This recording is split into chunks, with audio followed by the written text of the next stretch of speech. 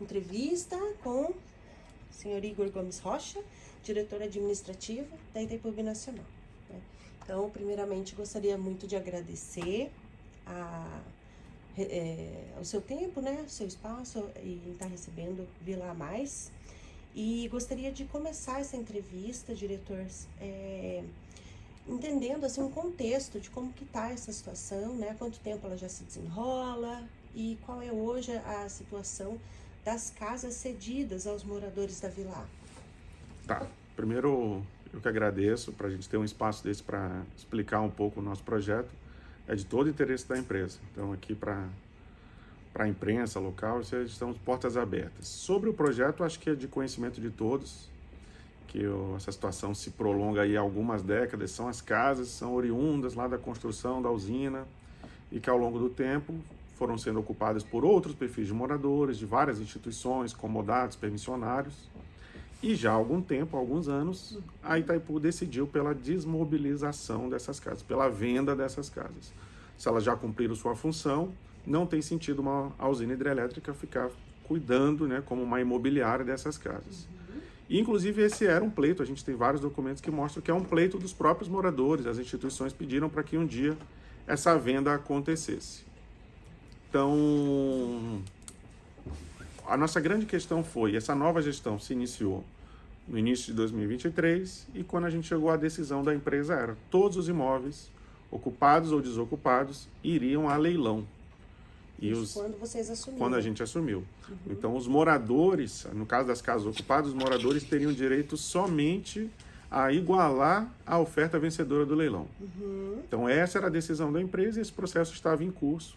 A gente optou por suspender isso de imediato, estudar melhor a situação e ficamos aí praticamente um ano debruçados nisso, até que a gente decidiu mudar esse processo aí via diretoria, conselho, nossa controladora, Embepar, ANDE, Paraguai, lembrando que Itaipu Binacional, todos esses processos passam aí pela governança binacional. Então nós optamos por manter os leilões nas casas desocupadas. Então nesses casos a Itaipu oferece o leilão para compra da comunidade e todo o valor é revertido em projetos sociais de infraestrutura urbana, de moradia popular. Então essa foi uma decisão. Nós já vendemos aí praticamente 70 casas nesse intervalo, uma arrecadação hoje que já está na casa de 35 milhões de reais, inclusive já nos permitiu lançar um primeiro programa, que a gente imagina que no início de setembro a gente tem a obra dessas casas populares, né, para os moradores da Vila Brás, que são realmente pessoas abaixo da linha da pobreza, são vítimas aí um pouco dessas questões climáticas, a cada chuva eles são inundados, estão em cima de uma nascente, então é um projeto aí de restauração daquela nascente do Rio Poti, do Rio Boici, perdão, e então essas pessoas vão nesse novo projeto. Então isso é que a gente fez com os desocupados. Para os ocupados, qual que era o grande pleito? Que os moradores tivessem prioridade, porque eles querem comprar as casas são da Itaipu. Essas pessoas, por conta dos imóveis serem da Itaipu, não pagavam IPTU, elas pagam uma taxa de ocupação que não se aproxima do valor de aluguel de mercado. Então, mas, por outro lado, a casa não era delas. Então, muitos têm receio de reformar, né? Não pode ser uma casa ofertada em garantia para algum outro aquisição de crédito, etc. Então, o sonho dessas pessoas era comprar as casas. A gente estudou como fazer essa oferta. Então, a gente chegou na decisão mais sensível de todas, que era convencer aqui diretoria, conselho, controladora brasileira, paraguaia, de que a gente pode sim fazer oferta direta aos moradores. Então essa é a grande vitória. A gente foi de um cenário que era um leilão público, que as pessoas iam ter apenas o direito de cobrir a oferta vencedora, igualar a oferta vencedora, perdão, para um cenário em que a gente vai fazer a oferta direta. Então a Itaipu fez isso. Qual que é a nossa limitação? São bens públicos. Então a Itaipu precisa saber qual é o valor que ela tem que vender essas casas. Então, uma comissão binacional de avaliação fez um processo licitatório, os custos são todos nossos, para contratar uma empresa especializada de avaliação desses imóveis. Então, esse é um ponto importante, a avaliação não é da Itaipu. Como são bens públicos, para vender, as condições são que a gente avalie esses imóveis primeiro. Então, ok, vencemos esse ponto. Onde que a Itaipu ainda poderia atuar? em benefício dos moradores, que é o que a gente quer. O que a gente quer é viabilizar que esses moradores comprem essas casas. Então, a avaliadora, que é uma empresa super especializada, a empresa é da vice-presidente do Instituto Brasileiro de Avaliações, então é a pessoa mais graduada para isso, tem sua fórmula, segue uma avaliação de uma normativa nacional, uma NBR, mas ela entrega para a gente um valor de mercado desses imóveis, um valor máximo, de quanto a gente poderia conseguir com esses imóveis, um valor de mercado e uma espécie de um valor mínimo. A Itaipu não deseja obter de forma alguma lucro, é até vedado pelo Tratado da Itaipu obter lucro, então não é isso que a gente quer. A gente manteve a premissa de que todo o valor arrecadado seria revertido também em projetos de moradia popular. Onde a gente ainda poderia tirar mais? Dentro dessa avaliação do valor de mercado, a Itaipu ainda consegue um primeiro desconto, que é o chamado da liquidação forçada. Então, como a gente diz para a avaliadora que a gente tem interesse em vender essas casas com rapidez, com agilidade, ela desconta um percentual. Claro, quem está vendendo alguma coisa com pressa aceita um valor menor do que alguém que quer vender com mais calma. Então, dentro da lei, a gente já descobriu um primeiro ponto em que a gente conseguiria ter algum desconto. Além disso, adiciona-se um segundo desconto, que é um percentual que a avaliação tira, já imaginando uma fase negocial. Para eu não ter que divulgar um valor, fazer o morador me pedir um desconto, eu já incluí esse desconto o máximo possível nesse primeiro valor. Quanto é esse desconto? É porque ele varia, é uma fórmula, mas em alguns casos ele teve aí na casa já dos 6%, esse negocial, e o da liquidação forçada em alguns casos na casa de 12%, 13%. Depois disso tudo, para as pessoas que têm apenas um imóvel, não tem outro imóvel em seu nome aqui em Foz do Iguaçu, essas pessoas ainda ganham um outro desconto de 25%. Então, na verdade, são 3 fases de desconto. Então, o que as pessoas estão recebendo é uma oferta muito abaixo do valor mínimo. Em alguns casos, 35%, em alguns casos, 40%. E daí, além do desconto negocial, o desconto forçado mais os 25%, essa soma que seria 40%? Essa soma, claro que um caso é diferente do outro, mas na prática isso tem gerado imóveis em comparação ao valor real do imóvel, 35%, 40%. Então a gente até chama de um super mínimo. Os 25% de desconto já são em cima de um valor abaixo do mínimo. Então, dentro da legalidade, sem que a empresa se expusesse, a gente decidiu esticar até onde era possível em benefício dos moradores. Porque, de novo, a gente quer que essas pessoas comprem as casas.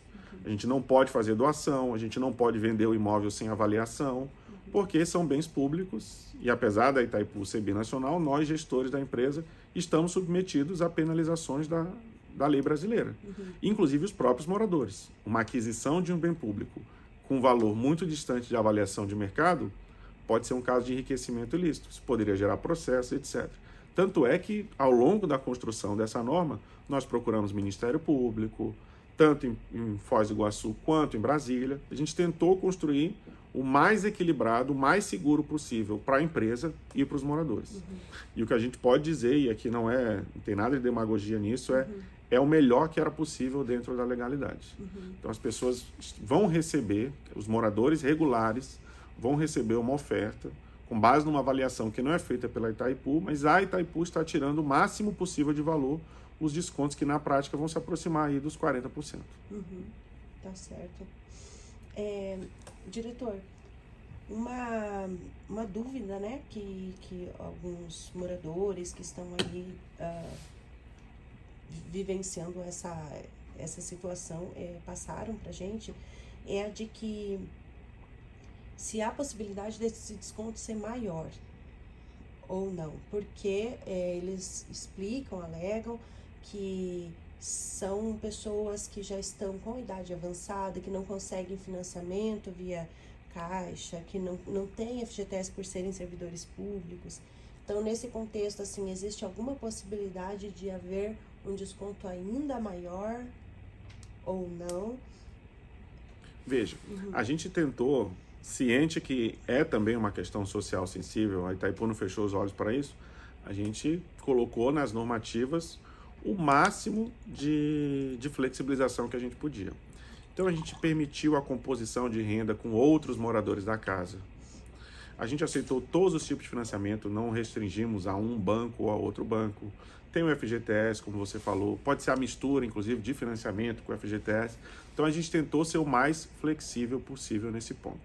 O que a norma vai ter, no nosso caso, é um cuidado específico com realmente casos de vulnerabilidade social, pessoas inscritas, por exemplo, no CAD único. Então, se a pessoa hoje está aí submetida a um programa social e etc., aí sim a gente considera uma pessoa vulnerável, e nesses casos a diretoria vai dar uma tratativa diferenciada. Mas em termos de desconto, como eu falei, foi uma construção aí já de um ano para saber qual era o nosso máximo. Os próprios 25% de desconto, a princípio eles nem seriam oferecidos, mas a gente teve uma abertura diante de um precedente que o governo federal, que a União fez em imóveis seus, de adicionar esses 25%, que nos deu essa margem de, além daqueles descontos do valor mínimo, colocar mais esses 25%. Então, para a gente foi uma construção até muito entusiasmante ter chegado até esse ponto, né? Então, realmente, além disso, não é possível. Uma questão que eles trazem é assim, são mais de 800 famílias hoje, né, que estão nessa situação, né, moradores em casas cedidas. E ainda não se sabe qual é a quantidade de pessoas que vai ter a condição efetiva de realizar a compra, mas segundo conversas ainda com os representantes, a grande maioria não vai ter essa condição. Um exemplo da União Oeste agora, que foram 21 casas, e que a informação então chega para eles assim, olha, né, agora saiu a venda, você quer ou não, né, então se quer, a pessoa daí vai buscar meios para conseguir comprar, quando não quer, tem 60 dias para desocupar o imóvel. Então, existe uma preocupação bastante generalizada de daqui a pouco termos 800 famílias da Vila A na rua. E como que fica um programa, ao mesmo tempo em que a usina trabalha com essa parte social de habitação para pessoas que necessitam, essa desalocação de pessoas que estão morando nas casas há tanto tempo, como é que fica isso? Veja, o que as pessoas talvez precisam entender, e de novo a gente reforça aqui, é a questão de ser um bem público e uma decisão da empresa de vender.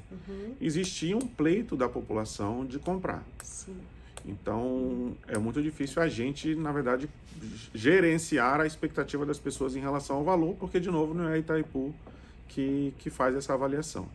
A situação do programa Moradias, em que a Itaipu está apoiando a redução do déficit habitacional, diz respeito às pessoas realmente vulneráveis, né? Estamos falando aí das famílias que ou sem renda nenhuma, de Bolsa Família, no catadores de lixo, que estão numa região ali em palafitas, etc. Acho que é uma outra discussão. A Vila A, apesar da gente conhecer a realidade de alguns moradores, o histórico, a gente está falando de um bairro que é valorizado, né? São imóveis que o valor, apesar de todos esses descontos, a gente sabe que é um valor significativo, mas o que a gente não pode fazer é, por conta simplesmente uma justificativa de um histórico, por estar lá há muito tempo, converter isso numa doação, numa entrega, porque isso expõe a nós e expõe aos atuais moradores. Por questões legais. Legais. Então, é claro que se existe o cenário, né, que as pessoas, como tem, acho que aconteceu recentemente, citaram esse caso na nossa reunião do Rio Grande do Sul, uma empresa privada, que é hoje a Eletrobras privatizada, ela fez a doação das casas para as pessoas que estavam lá, e ali era até uma situação um pouco diferente, que os imóveis eram irregulares, vai acontecer uma regularização fundiária, mas porque a Eletrobras é uma empresa privada. Entendi. A Itaipu, na condição de empresa pública, não tem essa opção. Então, o que a gente precisa é de uma certa consciência de que a pessoa tem um interesse de morar numa casa, na Vila A, num bom bairro, num bairro com estrutura e etc., ela vai ter a oportunidade única de comprar esse imóvel com as melhores condições que ela não vai encontrar no mercado. Então, a gente tem certeza que o preço é abaixo do que está sendo praticado se a pessoa for tentar comprar numa imobiliária, etc. E, em termos de condição, né, 60 dias para buscar um financiamento, dias úteis, esse acúmulo de benefícios, somar FGTS, outras hipóteses de financiamento, composição de renda com outros moradores, A gente tentou dar dentro da legalidade todas as condições. Mas se a pessoa tiver o interesse de comprar, ela vai ter que optar pela compra ou ela vai ter que procurar outras formas de viabilizar a moradia. Diretor, uma situação que as pessoas trouxeram foi a de tentarem fazer reuniões com a diretoria da usina para tentar expor a situação delas e isso não ser possível. Enfim, e eu queria que você explicasse sobre isso. Olha, a gente completou 1 ano de gestão agora no mês de março, há 2 meses atrás. E a gente sempre brinca isso. A primeira entrevista, no dia da posse, antes de perguntarem da posse, perguntavam das casas. Eu fui uma das que perguntou. Então, o que eu posso garantir é que eu nunca rejeitei um pedido de audiência, de reunião para tratar desse assunto. Então, nós tivemos reuniões com públicos específicos que nos procuraram. Então, a gente teve policiais que estão lá e nos procuraram. A gente teve a questão dos professores da UniOeste, que foi esse primeiro grupo que recebeu as ofertas. A gente teve 2, 3, não lembro se mais disso, em reuniões. A Associação dos Moradores da Vila nos procurou agora, eu vou receber o presidente hoje mesmo, inclusive. Então, assim, rejeitar que não foi possível ser atendido pela Itaipu, realmente eu acho que pelo menos nesse 1 ano nosso de gestão, essa informação não é verdadeira. Certo. Inclusive, aliás, isso é um ponto importante, uma boa parte mesmo dessa nossa nova normativa foi construída a partir, inclusive, de contribuições de algumas dessas entidades.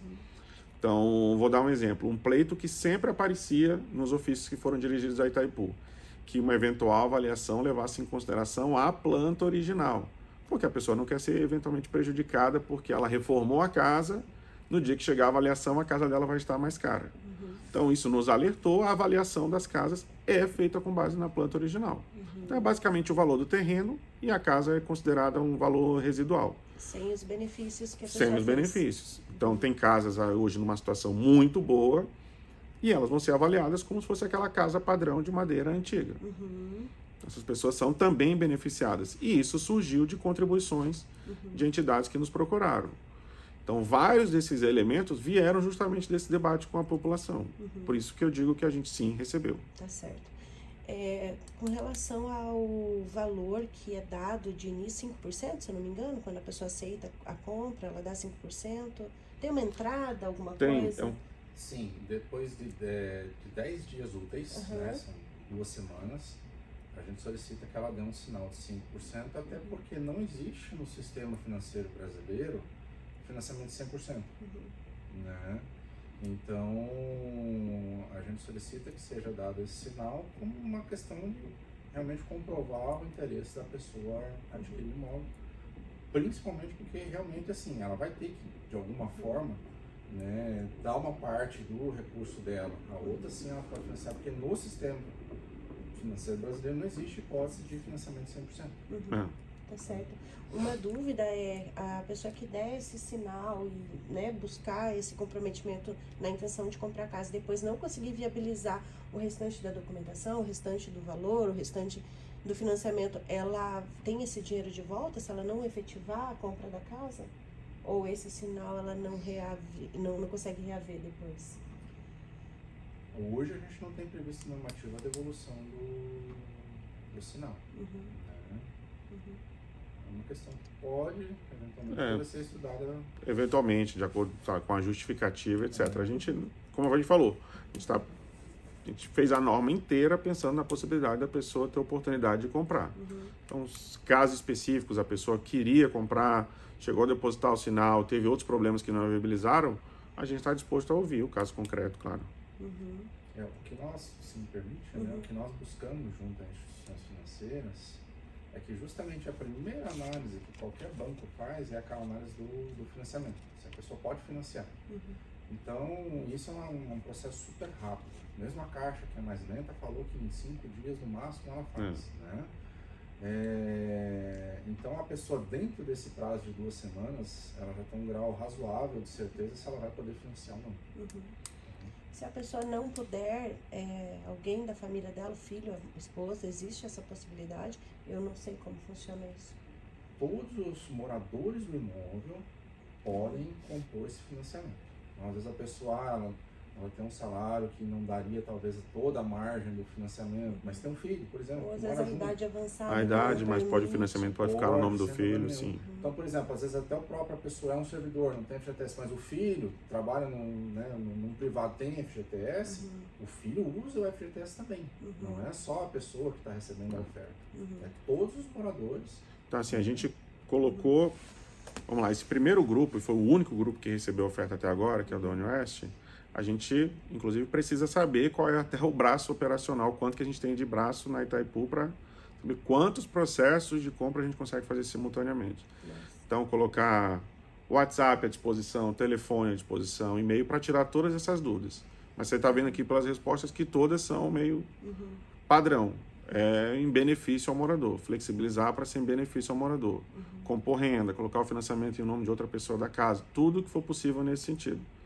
Então, nenhum outro morador ainda recebeu as ofertas. A gente já viu algumas desinformações acontecendo, mas, por enquanto, foi um pequeno grupo e a gente vai fazendo isso por partes, porque a gente não quer que seja um processo atabalhoado, etc., até porque a Itaipu não tem braço para tocar 800 ofertas simultaneamente.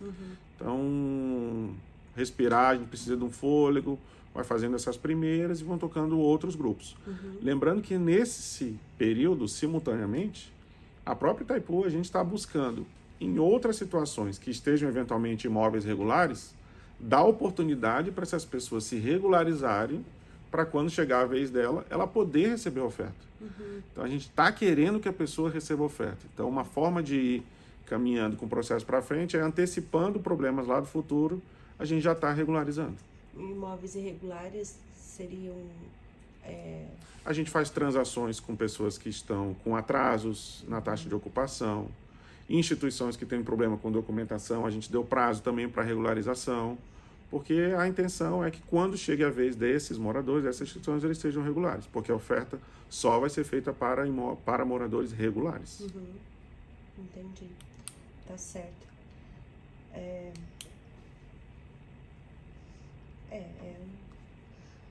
uma situação... A gente entende, e não tenha dúvida nenhuma, que se chegou em 2024 sem ter resolvido, é porque é difícil mesmo. É um tema mais difícil. Mas é importante que as pessoas que eventualmente estejam também insatisfeitas lembrem que a gente está tocando esse processo, em grande parte, porque nós fomos cobrados durante todo esse um ano, porque pessoas querem realizar o processo de compra. Então, a gente já está com documentação de pessoas que estão formalizando, que vão realizar o sonho de comprar essas casas. Então, para a gente está já de algumas pessoas realizando o sonho. As pessoas, a gente quer que façam algum esforço em termos de financiamento e buscar apoio nisso, porque elas podem ter certeza que a Itaipu fez todos os esforços possíveis para que chegasse nesse momento. Tá certo. E, assim, não é demais lembrar também uma oportunidade tanto. A gente não sabe, a ideia de ser um leilão público para todas as casas ainda circunda outros órgãos públicos, outras empresas estatais, e a gente conseguiu essa oportunidade de um projeto de levar como oferta prioritária aos moradores, construindo aí com diversas autoridades. Não sei se essa oportunidade vai passar, uma mudança de gestão, uma mudança de governo, isso não volte para o tema do leilão público. Então, a gente realmente está tentando convencer os moradores de aproveitar essa oportunidade. Numa situação que o morador não consiga comprar, ele vai desocupar o imóvel. Isso. E o imóvel... O imóvel, de novo, vai para... Agora ele entra naquele rol dos leilões de imóveis desocupados. Porque a decisão da empresa é a desmobilização. Essas casas cumpriram seu papel, não tem mais sentido a Itaipu ser proprietária de imóveis residenciais. Os empregados não têm mais casas, os novos empregados, etc. A ideia, então, é desfazer desse patrimônio e, como demonstração de que a Itaipu não está lucrando e não está exatamente arrecadando, a gente glosou que todo esse valor arrecadado vai ser revertido em projetos. Uma dúvida, quando você comentou, diretor, sobre a avaliação que tem do mínimo ao máximo ela ficou no mínimo, no máximo, ficou ali no meio? Ela fica abaixo do mínimo. Na verdade, as pessoas, o 25% de desconto que a gente está dando é sobre um valor que na prática é abaixo do mínimo. Entendi. A avaliação chega para Itaipu com um valor máximo, um valor mínimo e um valor de mercado. Só que com esses descontos que a gente vai dando, a gente conseguiu chegar num valor que na verdade é abaixo do mínimo que vem no laudo. E em cima desse valor, se a pessoa não tiver outro imóvel, vão mais 25%. Então, como o projeto era de moradia, a gente, se a pessoa não tiver outro imóvel, ela tem direito aos 25% de desconto. Se ela tem outros imóveis, mas mesmo assim quer comprar, ela só não vai ter esse último 25%. Tá certo. O pessoal comenta bastante essa questão de diferença de valores por metragem, por localização, enfim, mas... Essa fórmula, de novo, essa fórmula nem é nossa. Existe uma NBR, uma norma brasileira que regulamenta isso, a avaliação de imóveis urbanos. A gente contratou o que tem de melhor em termos de avaliação. É um processo bem estatístico até, então deve ter alguma variação, proximidade com a avenida, casa de esquina em relação à casa que não é de esquina, número de acessos, etc. Então, o valor do metro quadrado vai variar mesmo, mas as pessoas podem, se tentar entender um pouquinho melhor, inclusive uma norma brasileira, que é a mesma que a Caixa Econômica usa, é a mesma que eventualmente o Banco do Brasil vai usar. Sim. E existe alguma possibilidade de a Itaipu intermediar junto com a Caixa Econômica uma linha de crédito mais vantajosa? A gente fez esse pedido. Então, desde o começo, desde as primeiras conversas, a Caixa Econômica tem participado com a gente. Então, no próprio dia, nas primeiras pessoas que receberam a oferta que nós convidamos, a Unioeste, inclusive tinham funcionários da Caixa Econômica juntos para tirar dúvida de financiamento. A Caixa é também uma estatal, tem lá suas limitações. A gente tem pedido sempre uma atenção especial para o atendimento a esse público. Tem essas questões de limitação etária, a Caixa Econômica tem norma interna em relação às casas de madeira, que é um dificultador para ela, etc. A margem também da pessoa, né? A margem de endividamento. Isso. Então, assim, tem linhas de crédito dentro da Caixa Econômica para moradia social. Então, a própria Caixa Econômica está viabilizando aqui empreendimentos do Minha Casa Minha Vida, em Foz do Iguaçu.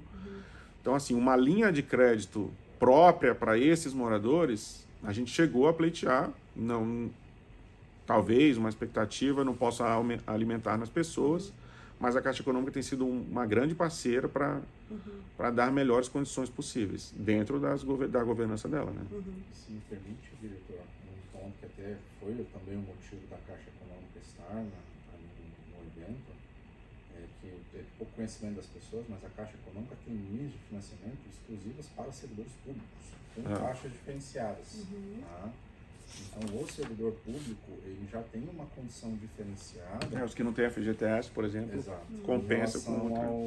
Enfim, um particular qualquer. Tá? Então, a gente sabe que isso não é de amplo conhecimento, mas sim, a Caixa tem essa possibilidade. Qualquer pessoa que procurar a Caixa, se identificando como servidor público, já orientam lá a respeito dessas linhas. Tá? Ou como a gente falou, o filho é servidor público, a esposa é servidor público.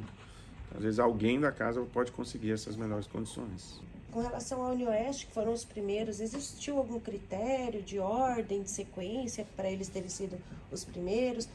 Como eu falei, a gente está priorizando, primeiro, até pela nossa estrutura, uns grupos não tão grandes e que estejam todos regulares, né? Por isso que alguns que têm eventualmente alguns problemas, a gente está num processo de regularização para depois chegar ao momento deles. Então, a Unioeste, em grande... Se colocassem eles primeiro... Poderia ter gente que não vai conseguir fazer a compra.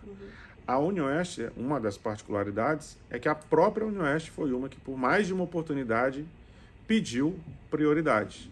Então, a gente atendeu uma demanda da própria universidade, do diretor e etc., porque acho que eles têm algumas questões emergenciais de pessoas que iam já ter que deixar as casas por conta de aposentadoria e tudo.